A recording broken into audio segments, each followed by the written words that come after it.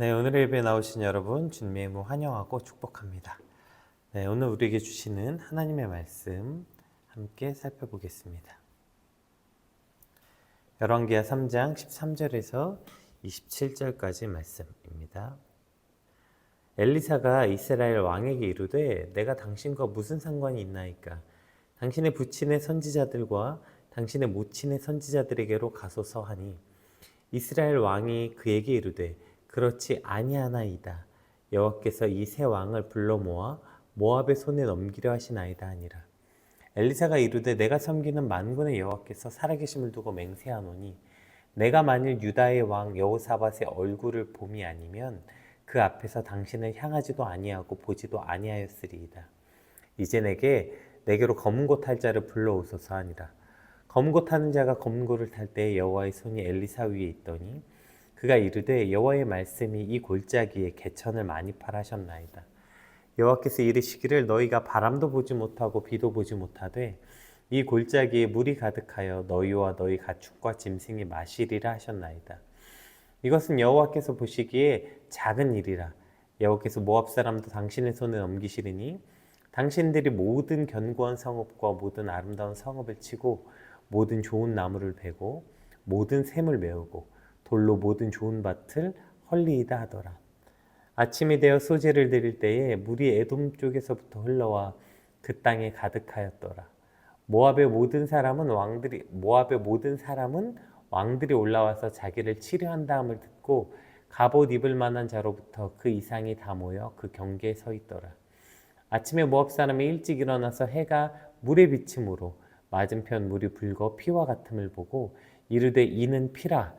틀림없이 저 왕들이 싸워 서로 죽인 것이로다. 모압 사람들아 이제 노략하러 가자 하고 이스라엘 진에 이르니 이스라엘 사람이 일어나 모압 사람을 쳐서 그들 앞에서 도망하게 하고 그 지경에 들어가며 모압 사람을 치고 그 성읍들을 쳐서 헐고 각기 돌을 던져 모든 좋은 밭에 가득하게 하고 모든 샘을 메우고 모든 좋은 나무를 베고 길하레셋의 돌들을 남기고 물 맷꾼이 두루 다니며 치니라. 모압 왕이 전세가 극렬하여 당하기 어려움을 보고 칼창 군사 700명을 거느리고 돌파하여 지나서 에돔에게로 가고자 하되 가지 못하고 이에 자기 왕위를 이어 왕이 될 마다들을 데려와 성 위에서 번제를 드린지라. 이스라엘에게 크게 경노함이 임함에 그들이 떠나 각기 고국으로 돌아갔더라. 아멘. 이제 저희가 오늘 본문이 이제 주일 본문하고 이제 연결되는데 저희가 주일에는 이제 오늘 예배를 하지 않으니까 주일 본문 내용을 살짝 살펴보면 아합의 아들 아하시아가 이제 그 후사가 없이 죽었잖아요. 그래서 이제 여호람이 북이스라엘의 왕이 됩니다. 근데 이제 여호람이 왕이 되자마자 이제 모압이 이제 배반을 해요. 그래서 이제 모압이 이제 스스로 독립국이 되겠다. 이렇게 해서 이제 모압을 응징하기 위해서 이제 북이스라엘, 남유다, 에돔 이 세 국의 연합군이 결성돼서 이제 모압과의 전투를 준비합니다. 근데 먼저 이제 그 여호람이 사마리아에서 북이스라엘 군사를 소집하죠. 그리고 이제 남유다 여호사밧에게 사자를 보내서 모압을 응징하는 일에 나와 함께 해줄 것을 요청합니다. 여호사밧이 이제 기꺼이 같이 하기로 해서 이제 두 나라가 이제 동맹을 맺고, 근데 이제 유다의 지배하에 있던 또 에돔, 그러니까 그 에돔을 가기로 하니까 이제 당연히 모압을 공격하는 길에 자연스럽게 에돔까지 합류해서 이스라엘 연합군은 그 3개국의 연합군으로 결성된 게 된 거죠. 이렇게 전쟁을 치르러 가는 거예요. 아마 이 3개국의 나라가 연합군으로 해서 모압 하나 치는데도 뭐 아마 당연히 이길 거라고 확신했을 거예요. 자신만만하게 이제 출정을 합니다. 그 문제는 뭐예요? 출정한 지 7일 만에 물이 떨어진 거예요. 물이 떨어졌는데 어떻게 싸웁니까? 생각해 보세요. 굶고도 못 싸우는데 그거 아시죠? 물을 마시면서 버티는 금식은 그래도 며칠 할 수 있는데요. 물을 안 마시면요 이틀도 버티기 힘들어요. 근데 물이 없는데 어떻게 싸워요? 사실 이미 싸우기도 전에 이미 진 전쟁이죠. 물이 없으니까.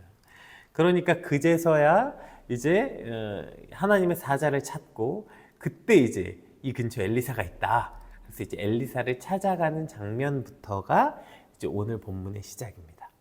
네, 그럼 이제 오늘 본문을 한번 볼게요. 13절, 14절 한번 읽어보겠습니다. 엘리사가 이스라엘 왕에게 이르되 내가 당신과 무슨 상관이 있나이까 당신의 부친의 선지자들과 당신의 모친의 선지자들에게로 가소서 하니 이스라엘 왕이 그에게 이르되 그렇지 아니하나이다. 여호와께서 이 세 왕을 불러 모아 모압의 손에 넘기려 하시나이다 하니라. 엘리사가 이르되 내가 섬기는 만군의 여호와께서 살아계심을 두고 맹세하노니 내가 만일 유다의 왕 여호사밧의 얼굴을 봄이 아니면 그 앞에서 당신을 향하지도 아니고 보지도 아니하였으리이다. 일단 여기서 좀 정리가 필요한데요. 보세요. 엘리사는 북이스라엘에서 활동하던 선지자예요. 그리고 13절에 엘리사가 이스라엘 왕에게 이르되, 여기서 말하는 이스라엘 왕은 북이스라엘, 즉 여호람을 말해요. 자, 그런데 뭐라고 말하냐면 그 자기 나라 왕에게 당신의 나라랑 무슨 상관입니까? 가서 당신은 당신의 부친의 선지자들 누구예요? 아합과 모친의 선지자 이세벨, 가서 바알 선지자들에게나 가서 빌라는 거예요. 가서 바알 선지자들에게나 가서 비세요. 이렇게 말하고, 이제 자기 나라 왕에게는 이렇게 아주 매몰차고 쌀쌀맞게 말하죠. 그리고 뭐라고 말하는 14절에 만일 유다 왕 여호사밧이 아니었으면 내가 당신 이렇게 얼굴 보고 대면할 일도 없을 거다. 그러니까 상종도 안 했을 거다. 지금 그렇게 말하는 거죠. 좀 이상하지 않아요? 왜 그런 야 내가 그 사람 얼굴 봐서 뭐 부탁하고 뭐 이런 거 있잖아요. 이거 어느 사이에서 쓰는 말이에요? 각별한 사이끼리 쓰는 말이잖아요. 야 내가 진짜 이거 안 되는 건데 그 사람 얼굴 봐서 해주는 거야? 지금 그렇게 말하고 있는 거예요. 내가 너 혼자 왔으면 아는 척도 안 했을 텐데 여호사밧 얼굴 봐서 지금 이렇게 만나서 대화라도 하고 있는 거예요 라고 엘리사가 말하고 있는 거예요. 근데 왜 이게 이상해요? 엘리사는 여호사밧을 몰라요. 왜냐면 북이스라엘 선지자라니까요. 근데 여호사밧을 어떻게 알아요? 여호람이 자기 왕인데. 근데 마치 여호사밧과 굉장히 친밀하고 어떤 여호사밧과 굉장히 각별한 사이인 것처럼 말을 하고요. 정작 자기 나라 왕인 여호람에게는 완전 쌀쌀맞게 저렇게 말하고 있는 거죠. 상식적으로 보면 여러분 거꾸로 해야 되는 거 아닙니까? 엘리사가 여호람에게 잘 보여야죠. 북이스라엘에서 살아야 되는데, 거기서 북이스라엘에서 살았고 앞으로도 살아야 되는데, 그럼 사실 엘리사에게 떡을 주든 밥을 주든 여호람이 주는 거 아니에요. 근데 왜 이렇게 거꾸로 하는 걸까요? 엘리사가 왜 이렇게 하는 걸까요? 엘리사는 누가 자기 편인지를 명확하게 아는 거예요. 정확하게 엘리사는 누가 자기 편이냐면 하나님 편이 내 편인 거예요. 하나님 편인 사람은 다 자기 편이고 하나님 편이 아닌 사람은 남의 편이에요. 그 사람이 무슨 그러니까 나라를 뛰어넘고 그 사람이 실제적으로 내게 도움을 줄 사람이고 뭐고 내게 돈을 줄 사람이고 밥을 줄 사람이고 간에 하나님 편이면 내 편, 우상 편은 남의 편이라는 거예요. 그게 우리나라 왕일지라도 우상 편이면 그냥 남의 편인 거예요. 그리고 모르는 다른 사람 왕인데 다른 나라 왕인데도 하나님 편이면 내 편이다. 자기 편이 누군지 정확하게 아는 거죠. 여러분 이거 헷갈리면 인생이 진짜 복잡해지는 거 아니에요?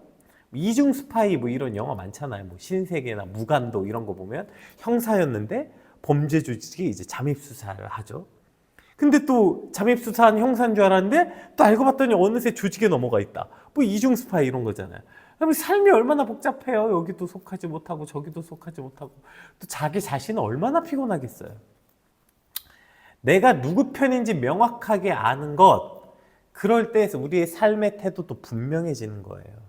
오늘 엘리사 보세요. 얼마나 명확합니까? 그게 내 나라 왕이든 내게 이득을 주는 사람이든 뭐든 하나님 편 아니야? 그럼 내 편 아니라는 거예요.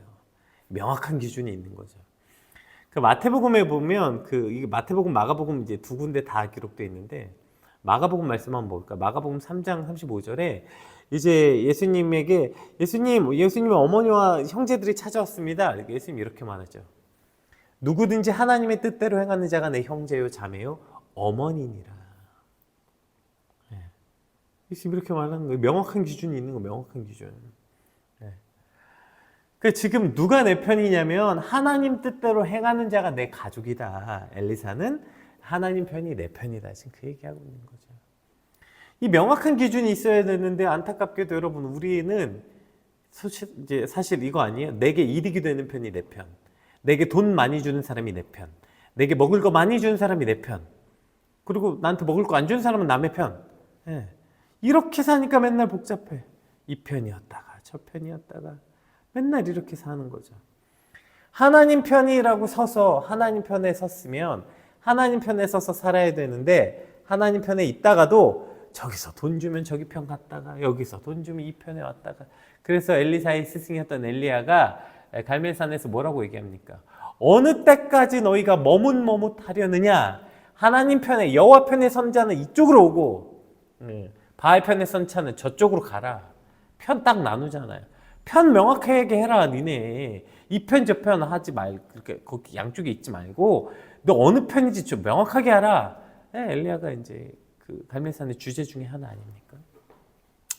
오늘 우리가 어느 편인지 명확하게 서 있을 때 우리 삶의 태도가 명확해진다니까요. 제가 이제 결혼 준비하러 오는 지체들에게 꼭 해주는 말이 있어요. 둘이 뜨겁게 사랑하고 싶어? 그럼 제일 먼저 하나님을 뜨겁게 사랑해라. 그것이 둘의 사랑이 더욱더 견고해지는 법이다. 왜요? 하나님 편이 내 편이니까요.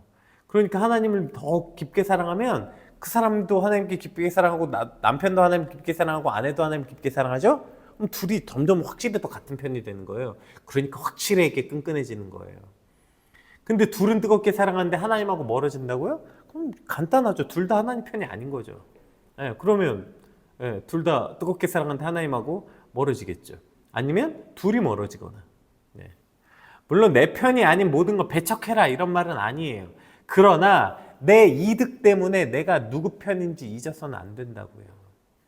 내가 하나님 편이라고 손해보고 내가 하나님 편이라고 욕먹고 내가 하나님 편이라고 불이익을 당하더라도 확실히 하나님 편에 선자. 내가 하나님 편이라서 참 좋아요. 내가 하나님 편에 서서 때론 불이익도 당하고 어쩌고 저쩌고 하지만 그래도 저는 하나님 편 할래요. 이것이 믿음 아닙니까? 오늘 뭐 세상에 뭐라고 하든 어떻게 하든 하나님 편이라서 참 좋다고 고백하는 그런 저 여러분의 한 주의 삶, 이제 월요일 시작되는데 하나님 편에 서서 한 주를 살기로 결정하고 또 그것을 기뻐하는 저 여러분의 삶이 되시길 주님으로 축복합니다.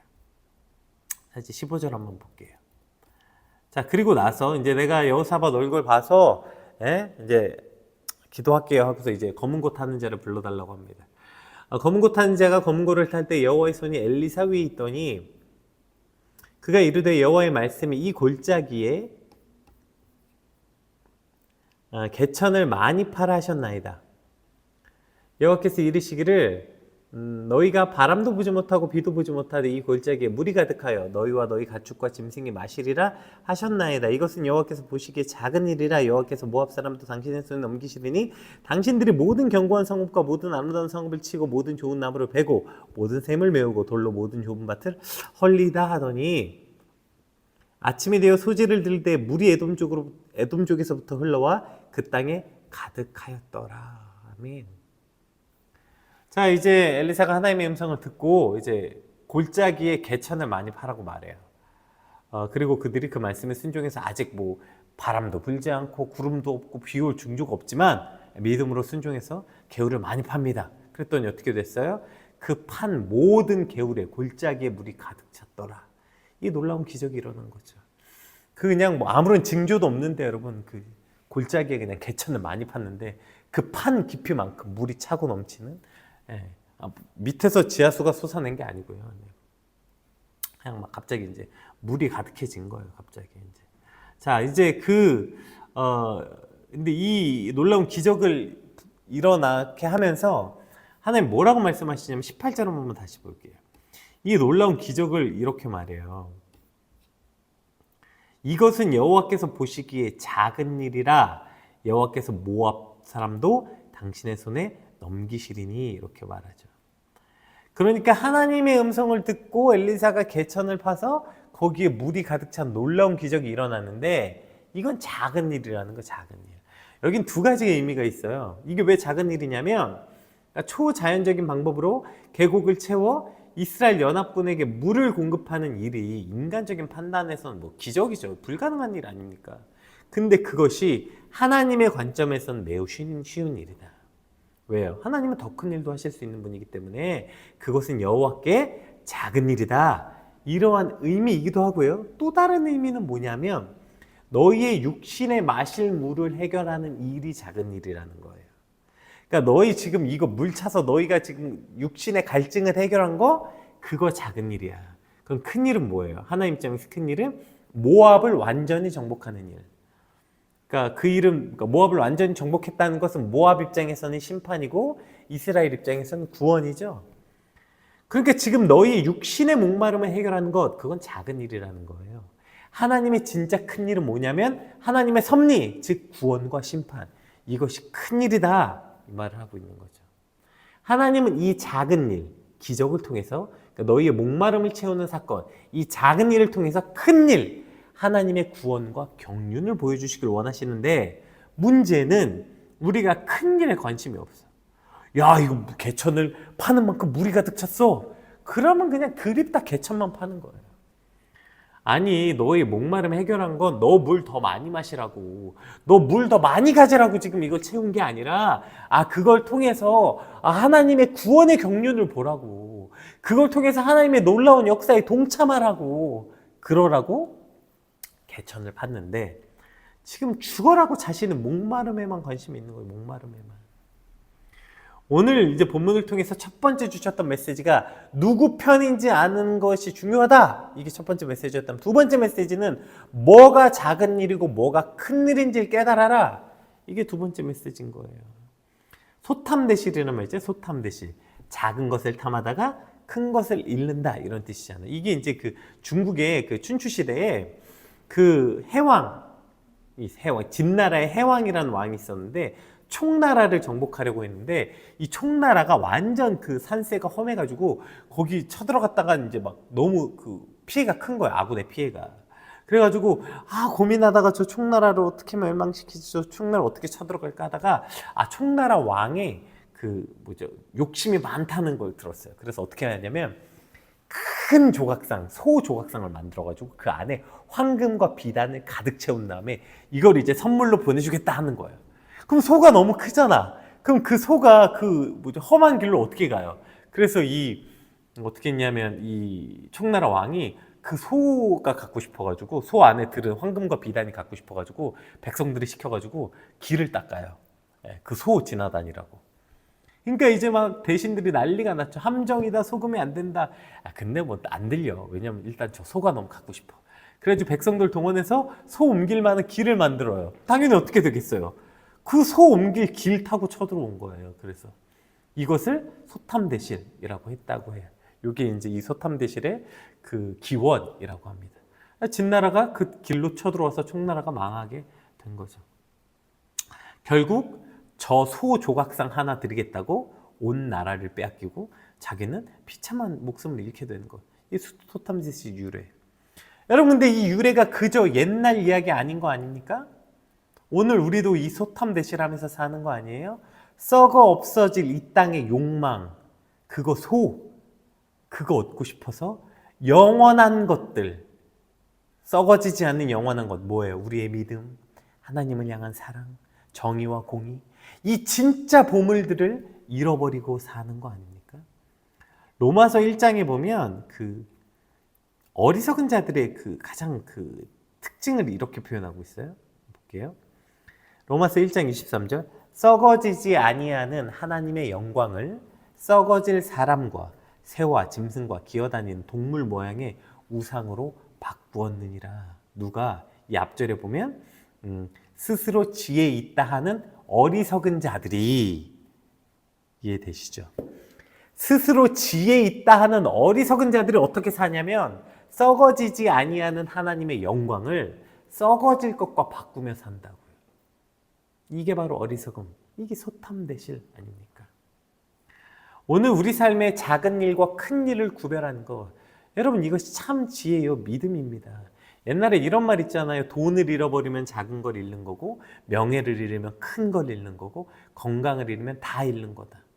여러분 이것을 우리에게 대입한다면 우리는 뭐예요? 믿음을 잃으면 다 잃는 거다. 믿음을 잃으면. 반대로 그러면 뭘까요? 다 잃어도 예수님 한 분 얻으면 다 가진 거다. 여러분 이것이 믿음이고 이것이 진리라고요. 소탐대실.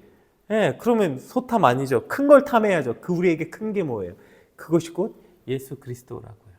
근데 그거 어디서 돈 조금 더 준다고, 그거 뭐 조금 더 좋은 거 준다고, 그거 하느라고 우리의 믿음 다 잃어버리고, 우리의 신앙 다 잃어버리고, 공의와 정의 잃어버리고, 그거 돈 조금 더 벌겠다고 내 양심을 잃어버리고, 정직을 잃어버리고, 썩어질 것 때문에 썩지 않는 영원한 걸 잃어버리는 거. 소탐대실 아니에요. 오늘 그 말 하는 거야. 너희 이제 그 육신의 목마름, 그거 작은 일이야. 하나님 입장에선 큰 일은 그거 아니고 모압을 완전히 멸망시키는 일. 하나님의 구원의 경륜, 그게 큰 일이라는 거예요. 어떤 기적도 여러분 그저 작은 일입니다. 큰 일은 뭐예요? 영혼의 일, 구원과 심판에 관한 일, 이것이 우리에게 큰 일이라는 것이죠.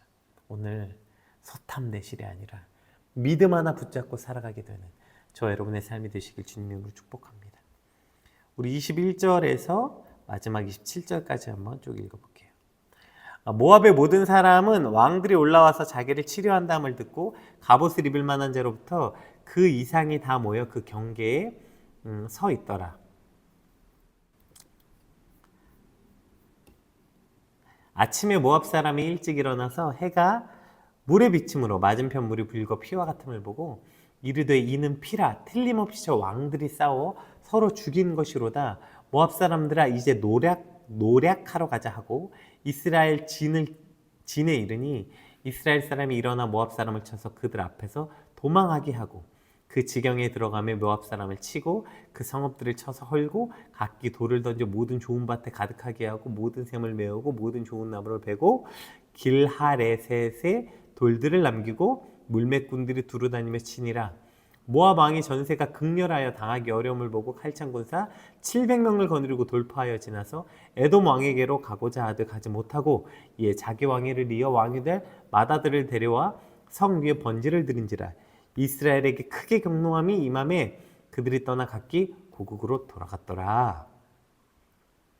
오늘 26절, 27절이 조금 해석하기가 어려운 부분들이 있어요. 그래서 이제 이 두 구절 때문에 이제 여러 이제 해석을 하기도 하는데, 일단은 이 26절에 이게 에돔으로 갔다고 했잖아요. 근데 이게 아니 지금 에돔과 전쟁하는데 왜 에돔으로 갔냐? 그래서 이제 이것이 이제 모압을 잘못 기록한 거다. 그래서 모압이 아니라 암몬. 그래서 공동 번역에서는 저걸 이제 암몬으로 번역하기도 했습니다. 근데 이제 사실 그거는 너무 뭐라 그래야 되죠? 그러니까 아람, 죄송합니다. 암몬이 아니라 에돔을 아람으로 이제 기록했어요. 근데 이게 에돔을 아람으로 고쳤어야 되는 근거가 명확하지가 않아요. 그래서 이제 그냥 에돔으로 보는 게 좋을 것 같고요. 그럼 아니 연합군이 싸움에서 지고 있는데 연합군하고 싸우고 지고 있는데 그 중에 왜 에돔으로 도망가냐? 그러니까 그래도 이 세 진영 중에서 에돔이 가장 약했으니까. 그러니까 그 에돔 진영으로 목숨을 구걸하러 갔다. 혹은 또 에돔 역시도 이제 유다의 속국이었으니까 그래도 자기 사정을 더 잘 알 거라고 생각해서 에돔으로 갔다 정도로 해석하면 좋을 것 같고요. 이제 그랬더니 거기서도 근데 안 됐어요. 에돔으로도 못 갔어요. 그러니까 그 다음에 그들이 뭘 했냐면 성 위에서 에돔으로 도망가는 그것도 실패하니까 이제 극단적인 행동을 했는데 뭘 했냐면 모압의 신 그모스. 이 그모스가 이제 어떤 놈이냐면 그 유명한 인신 제사를 하는 그모스라고요. 뭐 했냐면 성 위에서 자기 아들을 아들을 제물을 바쳤다고요. 거기서 성 위에서 자기 왕이 될 맏아들, 그러니까 자기 아들을 살해하는 말 같지도 않은 짓들을 하는 거죠. 그래서 이제 그 일을 한 거죠. 그런데 아니 그 아들을 모압이 거기서 그 말 같지도 않은 짓을 했는데 왜 이스라엘이 크게 경노함이 임하여서 도망갔는가? 이것에 대해서 이제 두 가지 해석이 있는데, 첫 번째는 그것을 보시고 하나님이 진노하실 것이기 때문에 그 진노하심이 옆에 있다가 이스라엘에게도 미칠 것 같아서 그래서 빠르게 해산했다. 이제 이런 이제 빠르게 떠났다. 이런 이제 해석이 있을 수도 있겠고요. 그 다음에 이제 그들이 행한 생각해보세요. 자기 아들마저 번제로 바쳤다며 제정신 아니잖아요. 지금 다들. 그 제정신 아닌 저 사람들의 모습을 통해 그 제정신 아닌 사람들이 질려가지고 그래서 이제 빨리 떠나갔다 뭐 이제 뭐 이렇게 두 가지로 이제 그 뭐 해석을 하기도 하는데요. 뭐 어쨌든 정확하게 사실 뭔지는 그 알 수 없어요. 그 정확하게 어떤 것 때문에 그들이 이제 도망가게 됐는가 그건 이제 정확하게 알 수 없지만 어쨌든 오늘 본문에서 결국에 하나님의 말씀대로 엘리사에게 말씀하셨던 대로 그들이 모압 땅이 완전히 황폐해지고 그 얘기했던 대로 뭐 돌이 밭에 가득하고 샘이 막히고 그거 그대로 이루어졌다. 이것이 이제 오늘 본문의 결론입니다. 근데 이제 그러면 보세요. 모압이 왜 갑자기 그럼 멸망했는가?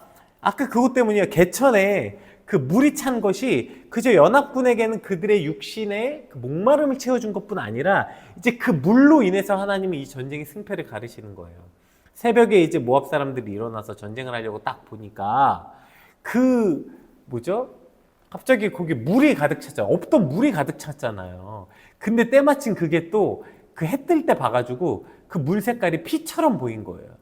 그러니까 야, 저 뭐야 물이 없던데 갑자기 그 또랑에 물이 가득 찼어. 야, 저거 물이 아니라 피다. 저거 새 나라가 연합국이잖아. 야, 저기 이제 자기들끼리 이제 전쟁이 불리하니까 자기들끼리 치고받아서 내전이 일어났나 보다.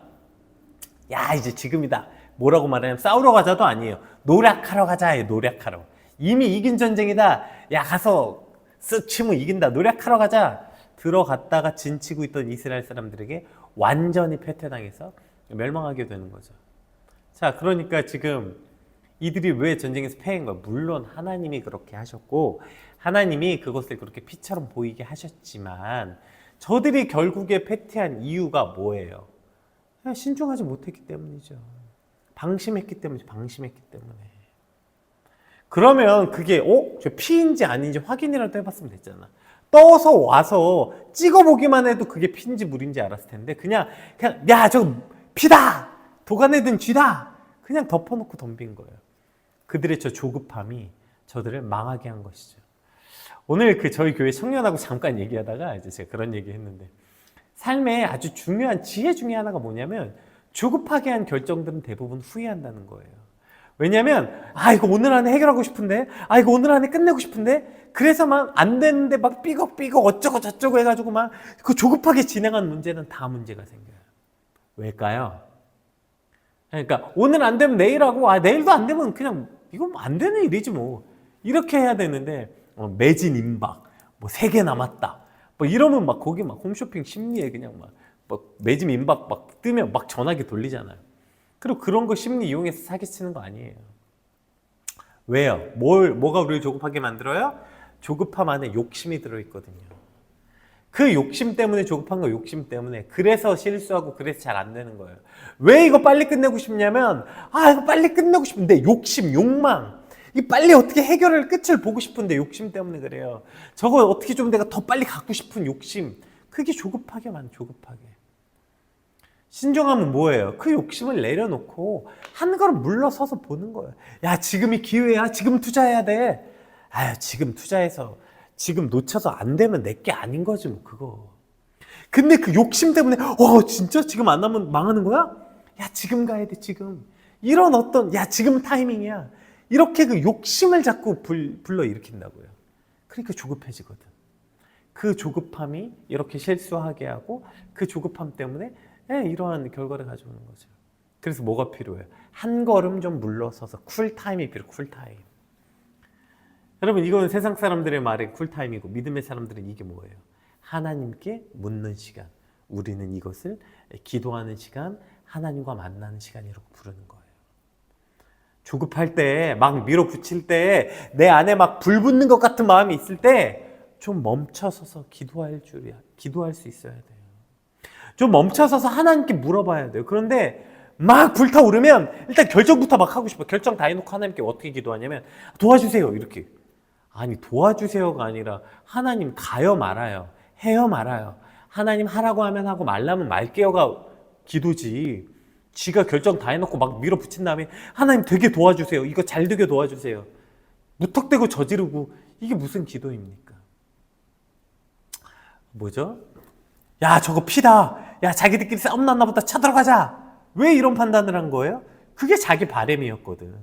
자기 욕심이었다고요. 야, 지금이야. 지금 타이밍에 들어가야 이겨. 넘어지는 거야. 자기 욕심 때문에. 자기 욕망으로 인해 마음이 불붙는 것 같을 때 그때 잠잠히 엎드릴 줄 아는 기대, 잠잠히 엎드릴 줄 아는 지혜, 그게 기도라니까요. 그때 잠잠히 엎드려 하나님 뜻을 묻고 하나님 어떻게 할까요? 이것이 진짜 지혜라고요. 불붙는 마음은 오직 하나님을 향할 때, 또 하나님이 주신 사명을 향할 때, 내가 하나님이 내게 주신 말씀을 전하지 않으면 내 마음이 불붙는 것 같아서 이야기했던 그 선지자의 마음같이 이럴 때만 우리의 마음에 불붙고요. 욕심과 욕망에 불붙어서 자꾸 조급하게 저렇게 어리석은 판단을 내리지 않게 되길 주님으로 축복합니다. 오늘 이제 이 연합군의 전쟁에 이제 모압과의 이제 전쟁을 통해서 우리가 좀 몇 가지 교훈들을 함께 살펴봤어요.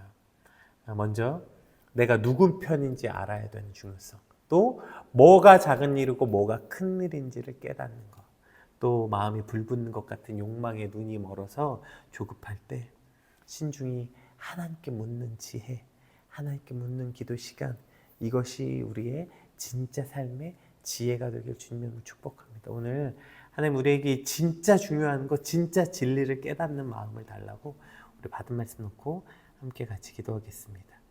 기도합시다.